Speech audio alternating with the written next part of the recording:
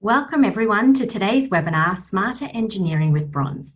We're in episode 2 and we're talking machining techniques. My name is Nicole Sterling, I'm your facilitator for today. We are recording today's session and we are going to share that recording with you in the next couple of days, so just keep an eye on your inbox for that one. If you've got questions, Jody has answers. So just pop your questions in the chat box and we will get to those at the very end of his session. If you did miss the very first webinar, that one was on selecting the best alloy. We are going to send out a link to that recording out when we send out the recording for this particular session. Now, before we do get started, I'd like to invite Scott Davis from Kormax to join us. He's going to tell us a little bit about who we are and what we do. So Scott, I'll hand it over to you. Thank you very much, Nicole. And thank you also, Jody, for sparing some time and coming on this morning. We're looking forward to hearing your excellent, valuable advice. And I know Nicole's going to speak a bit more about you very shortly. So one of the big problems facing engineers today is deciding the best bronze alloys to buy that satisfies all your objectives. It needs to have the right physical properties, suit your equipment, fit your time frame, and be cost effective. So the Kormax team has been helping engineers with this for over 40 years by working in conjunction with leading global manufacturers like A.W. Fraser's.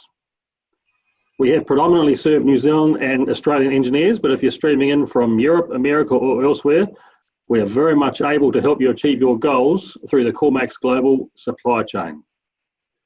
So thank you very much for listening. We hope you get great value from this session. We're looking forward to helping you in the future to engineer smarter. Good morning and good evening. Thank you. Thanks, Scott. I appreciate the little run through on Kormax. So moving along, what I'd like to do is just cover off the agenda and then I'll introduce our speaker for today. So on the agenda, we'll be talking selecting your alloy, the machine set up for production, leaded gunmetal, tin bronzes, nickel tin bronzes, aluminium bronze and manganese bronze, as well as specialist techniques. And then as I mentioned, there will be a live Q&A session. So if you've got a question, please take advantage of Jody's time today and pop that into the chat and we will tap into his expertise at the very end. And so on that note, the most important part of all, my introduction to Jody. Jody is a leading global bronze machinist. He spent the last 7 years working for our partner, A.W. Fraser, as well as running a popular podcast, Machinist Therapy Hotline. So if you haven't or aren't a follower of that one yet, I will pop a link to it in the chat for you shortly. But I definitely suggest that you hop on and listen to that one. And one last interesting little fact, Jody's team at A.W. Fraser recently manufactured the protective bollards that are sitting outside the Sydney Opera House.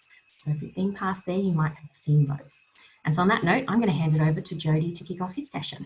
So g'day, kia ora, willkommen, howdy, however we say it around the world at the moment. I'd like to thank Kormax for having me on today. Hopefully I'll be able to share some form of knowledge with you guys. Please, by all means, get those questions ready because when you start going through some of the slides, I will cover what I can in the, I guess, quite limited time period, but hopefully it'll be valuable. So a little bit about myself, as Samara said, I've actually been machining pretty much since I was 16 years old and did an apprenticeship. Eventually arrived in New Zealand as an immigrant, if you want to call it that, and have subsequently found my niche in machining bronze by default by working for A.W. Fraser. And it's a great company to work for. And I know that we're really pleased to be in partnership with Kormax. So that's really cool. And as Samara said, there'll be a link later on to a popular podcast that we do called Machinist Therapy Hotline. It might not be for everyone's ears, but hopefully there is some good content in there for you. So this is part of a webinar series for Kormax. This is series number 2, which we're going to do Smarter Engineering with Bronze, and I'll be covering machining techniques. So my colleague Gary Gibb on the previous webinar series covered how to pick the correct alloy that you want to use when deciding on the application. We highly recommend that you contact your Kormax salesperson, and they'll be able to guide you. But if you don't have instant access to a sales guy, we would highly recommend that you visit the A.W. Fraser Limited website and click on the material selector. Type in the application that you are hoping to machine, whether it be making a gear or a bearing. Type that in and it will give you a selection of materials, and then you'll be able to go to your Kormax sales representative and they'll be able to help you along the way. Today's webinar, I'm mainly going to cover turn-in techniques. I think at a later date we may cover machining and milling as a separate webinar, but for today we're going to mainly focus on for you guys that are turn-in bronze. Now that can range from if you're just using a little center lathe somewhere and you've got a little bit of bronze, to having a twin spindle, twin turret, multi-axis CNC lathe, possibly with bar feeder. One thing I'd like to really recommend to everybody out there is that when machining any type of, whether it be brass, gunmetal, aluminium, bronze, that you really try your hardest to eliminate the contamination between particular alloys. And the reason for that is if you get a little bit of gunmetal inside some alley bronze, your scrap value for that, when you take it to your scrap dealer or your local foundry, whatever, will be basically nothing. So I would recommend that if you're going to run a gunmetal, you keep that very, very, very clean, so that when you go somewhere like to your scrap dealer, you're going to get a really good return value on your swarf. So that's going to help you with your business. That especially goes to cleaning your machine down as well. So even if you're switching from a gunmetal suddenly to an alley bronze, you've got to clean the absolute living bejeebers out of your machine, because even just a spoonful of gunmetal into an alley bronze will create problems for anyone that wants to buy it. In terms of machine choice, now, like I say, if you're running a center lathe, there, of course, you already understand that there are dangers and health and safety things involved around that. So we will come to that when we get down to the particular alloys that you're running. Here at A.W. Fraser, we have probably the largest Takuma lathe shop in New Zealand, possibly the Southern Hemisphere. We buy Akuma machines because they are highly accurate. We get very, very good customer service from the Akuma team, and they help us a lot when we're machining the materials that we make here. So next up, I'll cover the strategy to approach. So generally speaking, most people don't bar feed over 100 mil. If you are, that'll be really awesome, and I'd like you to send me a video, because that would be some pretty heavy bar.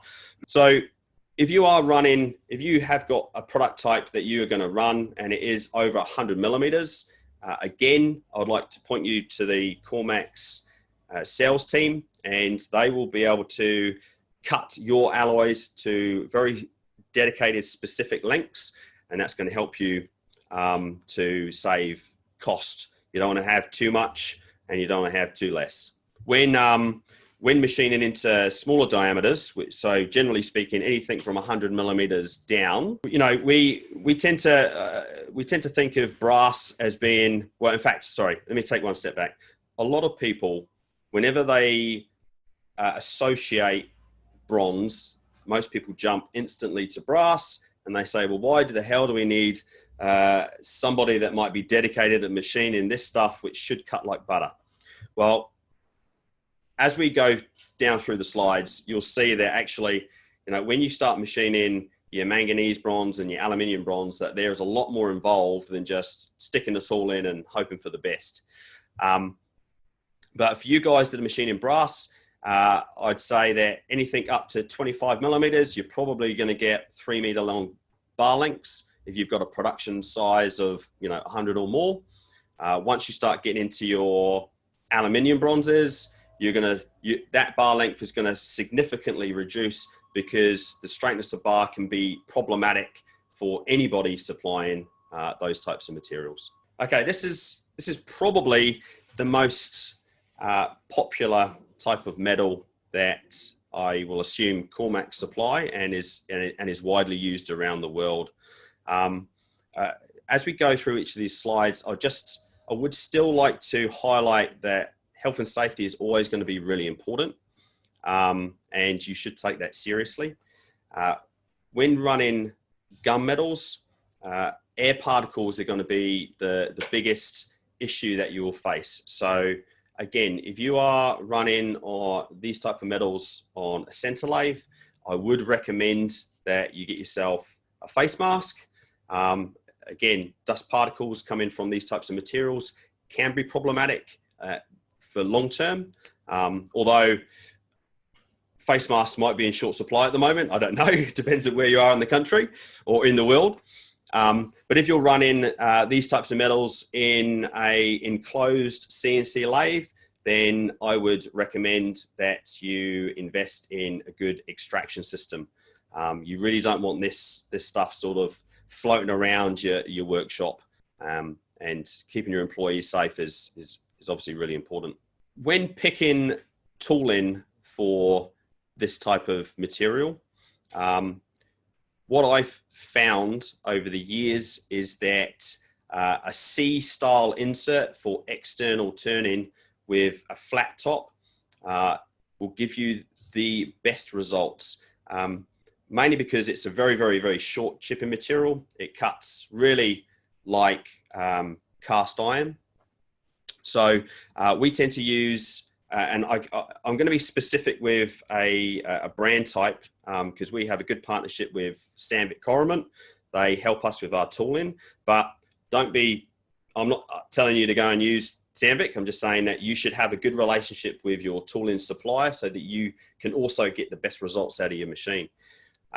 So we use a CNMA style insert. It's a flat top insert, and we use a cast iron grade.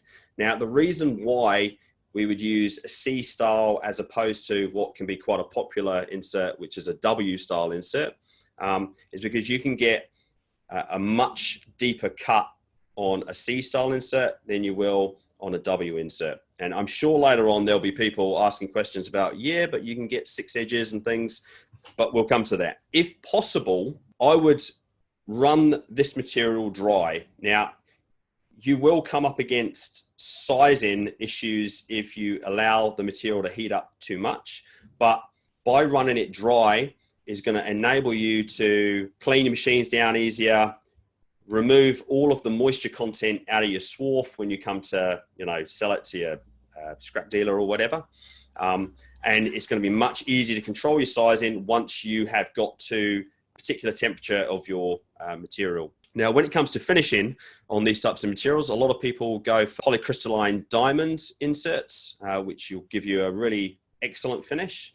But a really good substitute for fantastic finishing is boron nitride inserts. So a lot of people will see them as CBNs. I don't think I've got an example here, but they're a little insert that has basically a piece of boron nitride on the ends. And we use them with wipers and we get excellent finishes. So short chipping materials, tin bronzes, and also nickel tin bronzes, which will be on the next slide. We'll use them as the same sort of category. So short chipping materials, and I'll start again. Health and safety is always important. Short chipping materials do get everywhere. So it's a really good idea to get some sort of enclosure around whether you're on your center lathe, or of course, if you've got a CNC machine, then you're already protected. What I would recommend as well is that you get some really good filters in place when you're using coolant. So the reason for this is that as a short chipping material starts to flow through your swarf conveyor, it will start coming down through into your coolant pump, and then eventually all those little particles will go straight up through the pump. It'll probably wreck your pump and also get stuck inside your tooling. Now, the worst thing is if you've got a through coolant tool that doesn't have any coolant coming out of it because it's filled up with swarf. That's probably the worst thing you could possibly have. So for these type of materials, I would recommend that you use either a C, a D, a K, or a V style insert.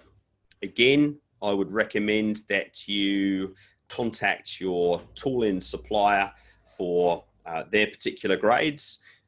We use, again, Sandvik for our tooling, but the good thing from this point on, you can get away with using a stainless steel grade insert that will cover most of the materials that we're going to discuss in the next 3 slides.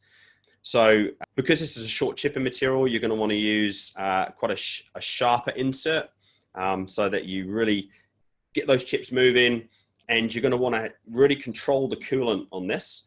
So I would highly recommend that don't just let your coolant dribble out onto the end of the insert, because what will happen is you'll get this excess heat buildup at the end of your insert, and that will create plastic deformation on the end of your tip, which will then mean your insert will start to wear down and then eventually just shear off, which nobody wants, especially when you're in the middle of a cut or in the middle of a cycle. So you want good coolant straight on the tip edge. And what I can say is that for these type of materials, you want to start, and I apologize for you guys that are in America, I can only do this in metric. I'd recommend that you start at 200 or 300 meters a minute up to 600 meters a minute, and you'll find that you'll get good finishing, and also the heat is basically removed because you're putting all of the heat into the chip and not into the part. Okay, so it's very similar to what we just talked about. This particular types of materials, so your COSN 12NIs, they're predominantly used for, you know, worm gears and in Europe. Again, this is a short chipping material. Coolant and filtration of coolant is important because you don't want to stuff your machine up by having short chips stuffing your pump up.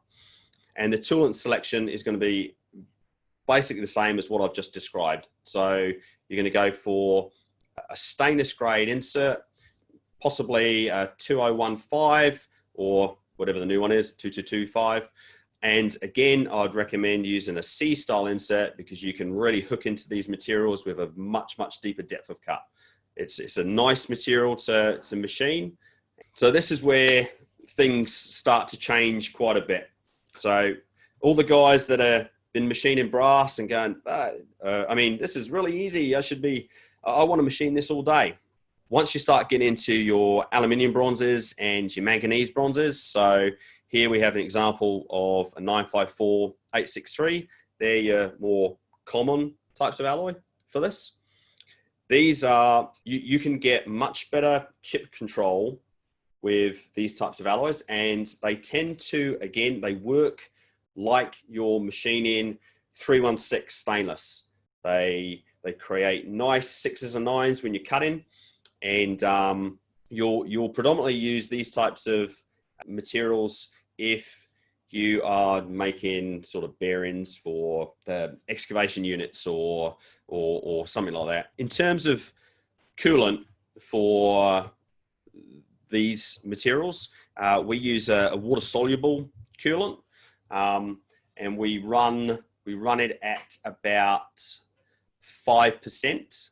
Now, the reason why we don't go to, say, a higher oil content coolant is if you're making more than, say, 10 parts, and maybe some of these parts might be waiting on the shelf because you've got a customer that you know you're going to make a repeat order for these things. We run a Castrol Almaridge B220. It's like I say, a water soluble coolant type. And what that enables us is to reduce the requirement of pacification inside your machine shop. This will allow you to have less oil staining on your product, and And also it's actually better for the environment inside your workshop as well, because you're not, burning oil at 1,000,000 degrees, and also makes it much easier to clean as well. So if you do need to clean it for a customer, you're going to have something that's only got a 4 to 5% oil content on, as opposed to potentially a 7 to 9%, as some of the other coolant types will have.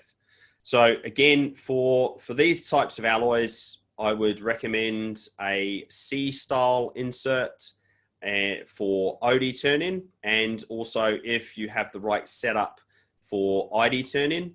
A long time ago, one of the most favorite insert types to use when machining these types of product, and there'll be people out there that will go, I know this insert, why don't they do this anymore, is a K&MX. It has a real high rake and is a super sharp insert. So when you're machining out 863 alloys or 954, you get these beautiful big chips, and that made for easy machining. Technology has changed, of course, for these type of inserts. They have now a D style insert that has a very similar geometry to the K style insert, which again I could recommend to you guys. Now, speeds and feeds for this type of alloy, I would recommend if you're using a stainless grade C style insert. So something that is like a 2025 CNMG, I would start at 250 meters a minute and work your way up to 480 meters a minute, somewhere between there. You'll get pretty good results, and also you'll get great tool life as well by using that. And also, like I said, by using the stainless grade, that gives you the flexibility to use, of course, in your stainlesses and then into your bronze. So you don't have to go out and find some magic insert. You can do something that will do both. So one thing that we have become very good at is producing specialist oil and lubrication groove systems in bearings.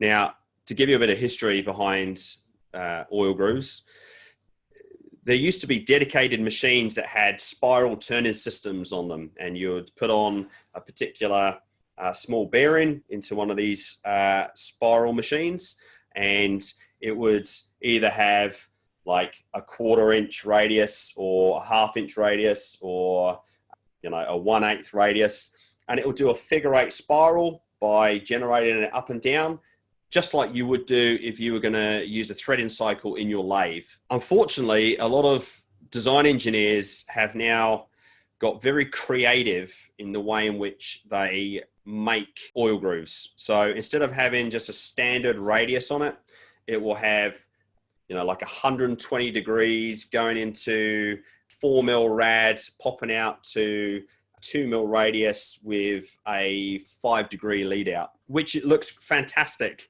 on a drawing. But when you suddenly need to machine that, you've got to have the right tools to do it, because otherwise it's virtually impossible. So in that slide that you see there, you'll see in the top piece, that's quite a specialist groove system. Now, it looks like maybe, I don't know, I've just put that into a machine and gone off my nut and decided to be all creative. But there's a very special reason for making oil grooves like that. The lubrication factor is critical to the longevity of the machines that these things go into.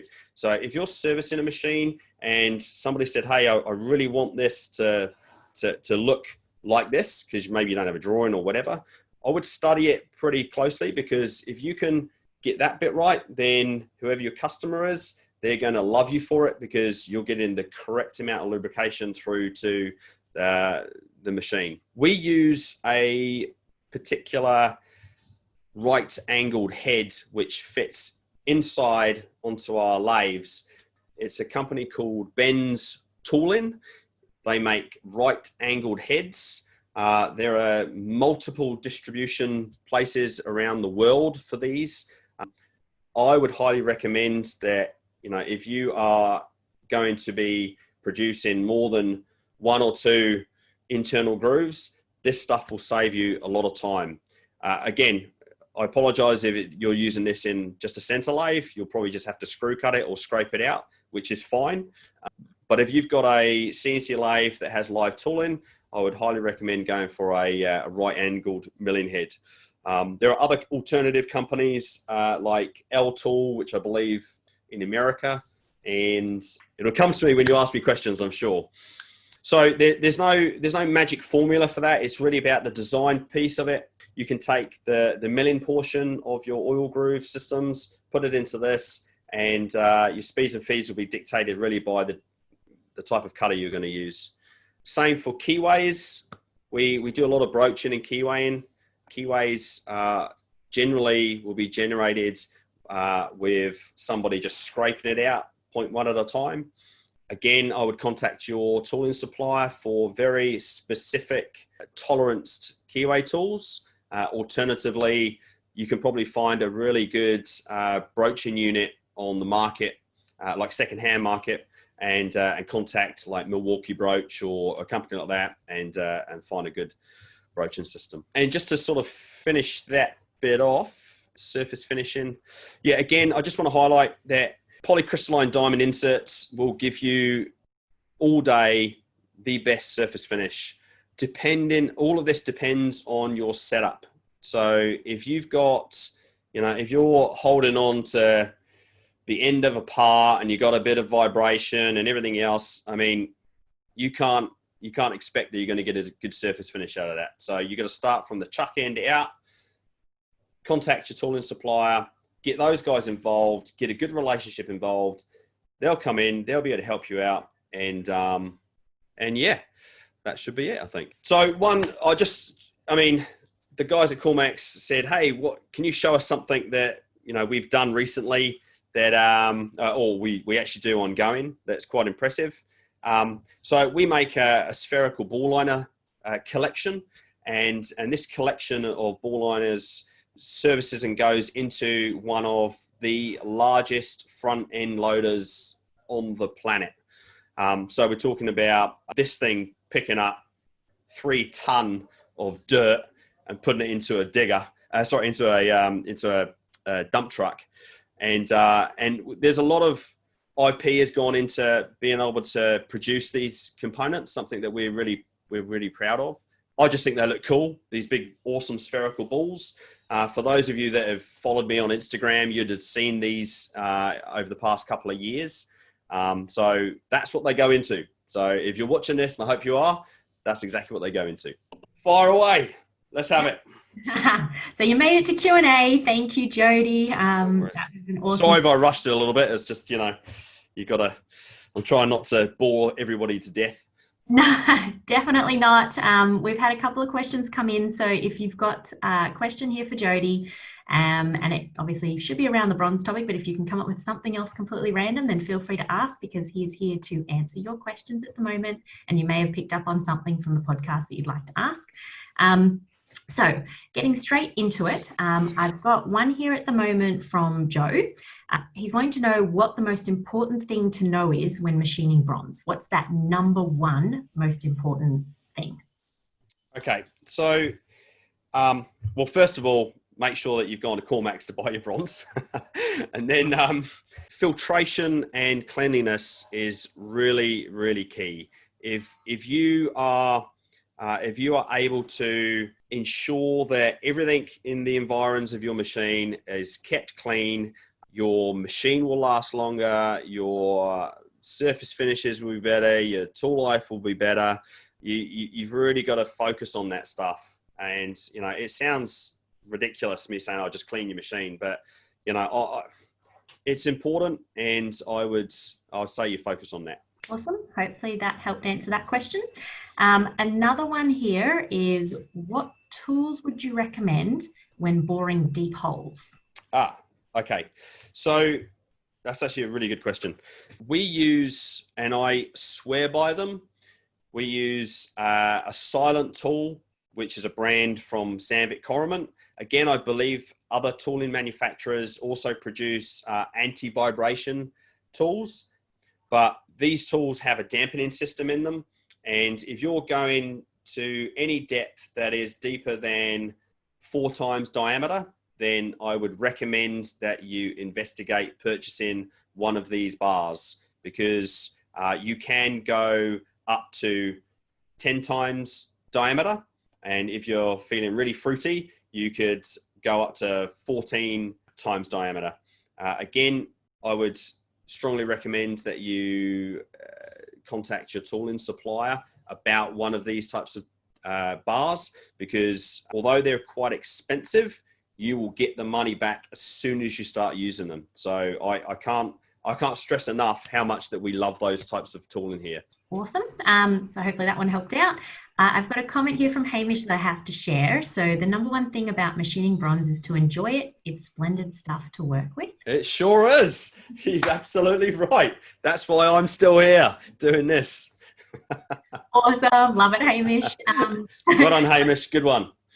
So I do have a question here from Mike. He's seen that AW Frasers has an awesome new QA room. What does your start to finish QA process look like when dealing with such tight tolerances? Quality, of course, is number one it should be number one for anybody machining any type of material, because as machinists and as producers of components, we need to make sure that we provide the best possible quality to all of our customers. We have 2 CMMs here at AW Fraser, and we have a multitude of quality inspection equipment available to every single machine and operator on the floor. Now, the way we work is to follow. So every job, when you start it, we qualify it, then it will go back to the machine. As we're running a particular job, we will do a roving inspection throughout, and the guys that are running them, of course, are basically inspecting every single component virtually. And then when we get to the final sign-off, we go through a very stringent QA procedure with our CMM, where we will pick a select pool of components out of a production run, which is specified by ourselves, not just by our customers, and we will essentially measure every single detail, create reports, and that reports go back into our job traveler. And then once we know that we're all good to go, we'll sign it off via our QA team and possibly myself, and then we're ready to release it to the customer. Awesome. So hopefully that one helped out with that answer. Thanks, Mike. Good question. Very good question. I do notice there's one here from Ricardo. We're going to take that one offline because it's just around US distributors. So I've pinged a couple of the sales guys to come back to you with an answer on that one, just so that you're not being ignored. Cool. We might wrap up Q&A. I'm conscious we are a little bit over time. We said half an hour and we've gone a little bit long. Sorry. But we have some really good questions today. So I want to say a huge thank you, Jody. We really appreciate you taking the time today. It's been an awesome session. I've loved it and I've learned a hell of a lot. Just a reminder to everyone, we are sending the recording out in the next couple of days once we've just had a chance to quality assurance check that one. And it will come out with the first webinar recording too. And then stay tuned. There'll be another invitation for our 3rd webinar in the Bronze series over the next couple of weeks. And then thanks again, Jody. Thank you everyone for attending and for those awesome questions, and have a wonderful rest of your day. Thanks everyone that come to see us. We'll see you later. Yes. Cool. Thanks, Ev.